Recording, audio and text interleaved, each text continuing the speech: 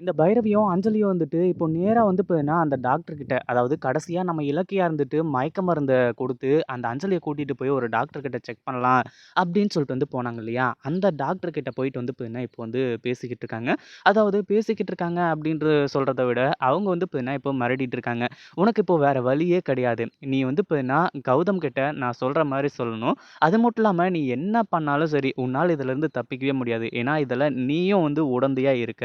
அதாவது இங்க வந்து பார்த்தீங்கன்னா, அந்த இலக்கியா இருந்துட்டு மயக்க மருந்து குடுத்து, இந்த அஞ்சலிய வந்து பார்த்தீங்கன்னா, இங்க கூட்டிட்டு வந்து படுக்க வைப்பாளாம். நீ வந்து பார்த்தீங்கன்னா, அவளுக்கு வந்து அவ வந்து கர்ப்பமா இருக்காளா? இல்லையா? அப்படின்றத பார்த்து சொல்லுவியாம். அப்படின்ற மாரி வந்து பார்த்தீங்கன்னா, இங்க வந்து சொல்லிட்டு இருக்காங்க. அதாவது அவளோட கர்ப்பத்த கலைக்கிறதுக்கு நீயும் தான் வந்து பார்த்தீங்கன்னா, உடந்தையா இருந்த. அப்படின்ற மாரி வந்து சொல்லி, உன் மேலயும் கேஸ் குடுக்காம இருக்கணும் அப்படின்னா, நீ நான் சொல்றத செஞ்சு தான் ஆவணும் அப்படின்ற மாரி அந்த டாக்டர்ஸ் கிட்ட சொல்லிட்டு இருக்காங்க. அடுத்ததா அந்த டாக்டர் இருந்துட்டு நேரா போயிட்டு கௌதம் கிட்ட வந்து பார்த்தீங்கன்னா, "எனக்கு வேற வழியே தெரியல. இத தவிர" அப்படின்ற மாரி வந்து பார்த்தீங்கன்னா, இந்த பைரவி சொன்னபடி வந்து பார்த்தீங்கன்னா, நம்ம கௌதம் கிட்ட சொல்லிட்டு இருக்காங்க.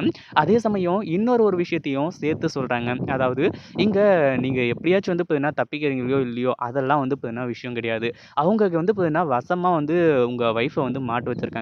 இதுலருந்து நீங்க தப்பிக்கிறதுக்கு ஒரே ஒரு வழி தான் இருக்கு அப்படின்னு சொல்லிட்டு, ஒரு வழிய வந்து பார்த்தீங்கன்னா, அவங்க சொல்ல ஆரம்பிச்சுறாங்க. அதுக்கு முன்னாடி என்னவெல்லாம் நடக்குது அப்படின்னு சொல்லிட்டு பார்க்கறதுக்கு முன்னாடி, இப்ப தான் நம்ம சேனலுக்கு ஃபர்ஸ்ட் டைம் வரீங்க அப்படின்னா, கீழ இருக்க சப்ஸ்கிரைப் பட்டன பிரஸ் பண்ணிக்கோங்க. இப்போ நம்ம இலக்கியா வந்து பார்த்தீங்கன்னா, ஒரு பக்கம் சாப்பிடாம கொள்ளாம வெயிட் பண்ணிட்டு இருக்காங்க. கௌதமும் நம்மள நெனச்சு வந்து பார்த்தீங்கன்னா, வருந்திக்கிட்டு இருப்பாரு சாப்பிடாம, அப்படின்னு சொல்லிட்டு வந்து பார்த்தீங்கன்னா இருந்துட்டு இருக்காங்க. அதே சமயம் இப்போ என்ன பண்றது, ஏது பண்றதுன்னு சொல்லிட்டு வந்து தெரியல. ஏற்கனவே இந்த பைரவி இருந்துட்டு ஒரு ஆஃபர வந்து குடுத்தாங்க. இலக்கியாவ வந்து பார்த்தீங்கன்னா விட்டுரு. அப்பதான் வந்து பார்த்தீங்கன்னா, இலக்கியாவ நான் வந்து விடுவேன். அப்படி இப்படின்ற மாரி வந்து சொல்லிட்டு, ஆனா கௌதம் வந்துட்டு அத எதையுமே கேட்காம வீட்டுக்கு கிளம்பி வந்துட்டாரு. அடுத்ததா அந்த டாக்டர். அந்த டாக்டர் நேரா போயிட்டு வந்து பார்த்தீங்கன்னா, அங்க உட்காந்து பேசிட்டு இருக்காங்க. அதாவது ஆரம்பத்துல அவங்க யாரு, என்ன, ஏது அப்படின்றது எதுவுமே கௌதமுக்கு தெரியாது. அவங்க வந்து சொல்றாங்க. அதாவது இந்த மாரி தான் இதெல்லாம் வந்து அவங்க வந்து சொன்னாங்க. அது மட்டும் இல்லாம பைரவியையும், அஞ்சலியையும் வந்து பார்த்தீங்கன்னா பகச்சுக்காதீங்க. இந்த ஒரு விஷயத்துல அதாவது இலக்கியா செஞ்சது தப்பு தான். நானும் வந்து பார்த்தீங்கன்னா தப்பு பண்ணியிருக்கேன். இலக்கியா பேச்ச கேட்டுட்டு அந்த அஞ்சலியோட வயித்துல இருந்த குழந்தைய அழிக்கிறதுக்காக நானும் வந்து பார்த்தீங்கன்னா உடந்தையா இருந்திருக்கேன். அதனால அவங்க வந்து பார்த்தீங்கன்னா என்ன மிரட்டுறாங்க. நீங்க எப்படியாச்சு அந்த பைரவியும், அதுக்கப்புறம் வந்து பார்த்தீங்கன்னா அந்த அஞ்சலி சொல்றபடி கேளுங்க. அப்பதான் வந்து பார்த்தீங்கன்னா நானும் தப்பிக்க முடியும். நீங்களும் தப்பிக்க முடியும். இலக்கியாவும் வந்து பார்த்தீங்கன்னா ஏதோ குறைஞ்ச தண்டனையோட வந்து பார்த்தீங்கன்னா தப்பிக்க முடியும். அப்படின்ற மாரி வந்து பார்த்தீங்கன்னா சொல்லிட்டு இருக்காங்க. இத கேட்டதும் வந்து பார்த்தீங்கன்னா நம்ம கௌதம்க்கு பயங்கர கோவம் வந்துட்டு, ஒழுங்கு மரியாதையா எந்திரிச்சு வெளிய போயிடுங்க அப்படின்ற மாரி வந்து சொல்ல ஆரம்பிச்சுறாங்க. அந்த ஒரு டைம்ல வந்து பார்த்தீங்கன்னா, வெளிய போறது மட்டும் இல்லாம, அதாவது எனக்கு வேற வழி தெரியல.